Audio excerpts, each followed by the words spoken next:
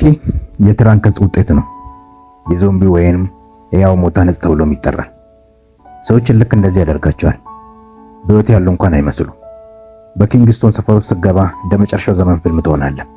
ያጎነበሱ አካላት፣ የማይረዱ ድምጾች፣ በቁስል የተሞሉ ክንዶች።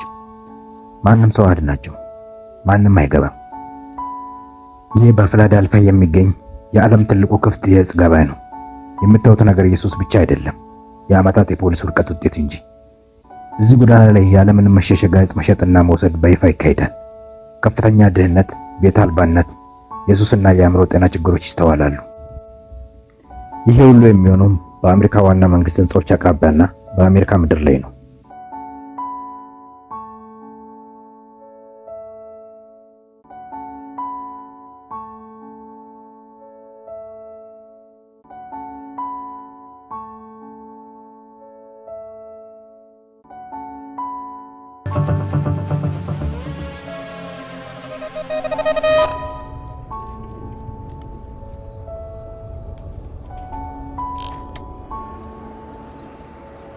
እኛ በፊላደልፊያ በፔንሲልቬኒያ ነን። ከዋሽንግተን ዲሲ 2 ሰዓት፣ ከኒውዮርክ 2 ሰዓት ርቀት ላይ ታሪክ ያወጣ ከተማ። ነገር ግን በእነዚህ ጎዳናዎች ጀርባ ብዙ አሳዛኝ ታሪኮች አሉ። ታሪኩ የጀመረው ከእልፍ ዘመናት በፊት ኦፒየም በሕክምና ይጠቀሙበት በነበረበት ጊዜ ነው። በ19ኛው ክፍለ ዘመን ብሪታንያ እንደ ቅኝ ግዛት መሳሪያ ተጠቀመችበት። ቻይናን በዕፅ አጥለቀለቋት። የኦፒየም ጦርነት ተቀሰቀሰ።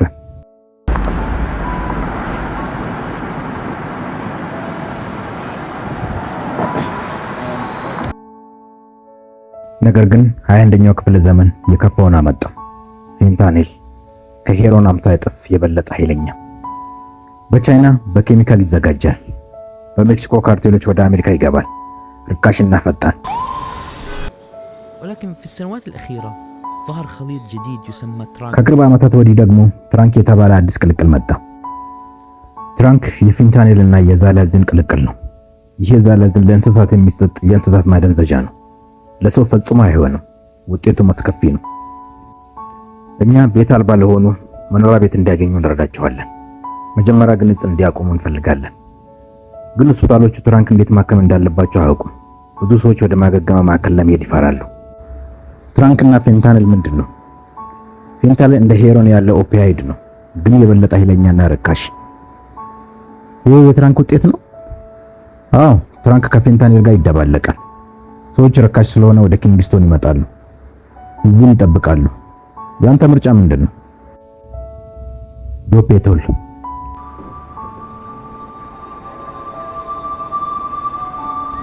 ሰዎች እየገደላቸው እንደሆነ እያወቁ ለምንድን ነው የሚጠቀሙት? በግል አስተያየት ሰዎች በአሜሪካ ካሉበት ጭንቀትና ስቃይ ለመሸሽ ነው።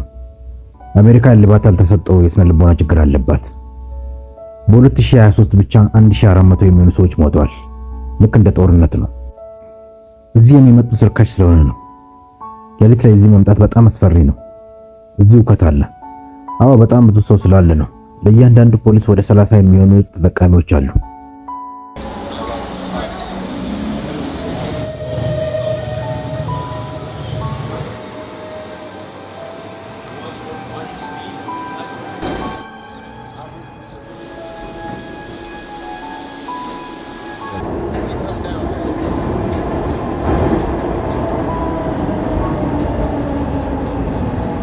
ይሄ የዞምቢዎች ወይንም የያው ሞታን ምድር ነው። እነዚህ ዕፆች ሰዎችን ያጠቋቸዋል፣ እንዲህ እንዲራመዱ ያደርጓቸዋል።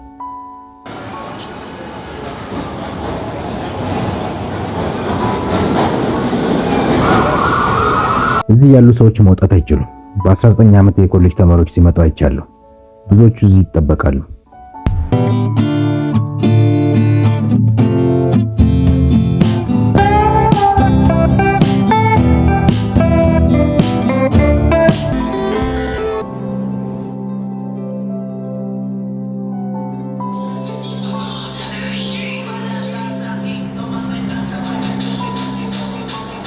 ልጆች አሉ። ትፈራለህ? ልጅን ከዚህ አርቀዋለሁ። እዚህ መኖር ምርጫ አይደለም። እዚህ በዶላር ነው የሚሸጡ። መንግስት ራሱ ያቀርባል ይባላል።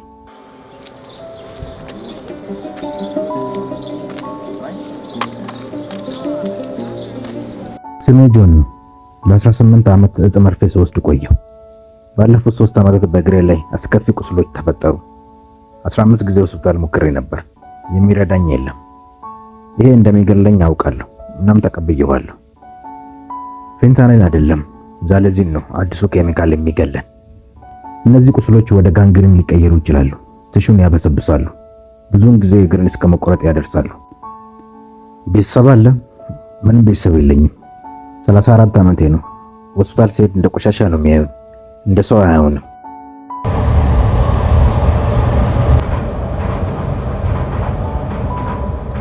እግሬን ከፍ የማደርገው ውጤቱን በትንሹ እንዲሰማኝ ነው። አሁን ግን ምንም ስሜት የለኝም። አሁን ያየሁት ነገር በጣም አስደንጋጭ ነው። ማንም ሊረዳው አይችልም። ሆስፒታልም፣ ፖሊስም፣ ማንም። እግሩ ሊቆረጥ ይችላል። በማንኛውም ሰዓት ሊሞትም ይችላል። ራስን ለዚህ ክፉ ዕፅ አሳልፈህ ስትሰጥ መውጫ የለውም። ሁልጊዜ ከአምላክና ከቤተሰብ ጋር መሆን ያስፈልጋል። ሕክምና ካልወሰዱት ሺዎች ይበሰብሳሉ። ይሄ የትራንክ ውጤት ነው። ወላጆችም ይወስዱት ነበር። ስለዚህ እኔም ለምን አልሞክረውም ብዬ አሰብኩ። በጣም በፍጥነት ወደታች ይወርዳል። በህይወት ያሉትን ሁሉንም ነገሮች እና ሰዎችን ማጣት በጣም ቀላል ነው። እንደዚህ አይነት ህይወት መኖር የለበትም። እዚህ ማረፌ የህክምና ምልክት ሳይሆን የህመም አንዳንድም የመጨረሻው ምልክት ነው።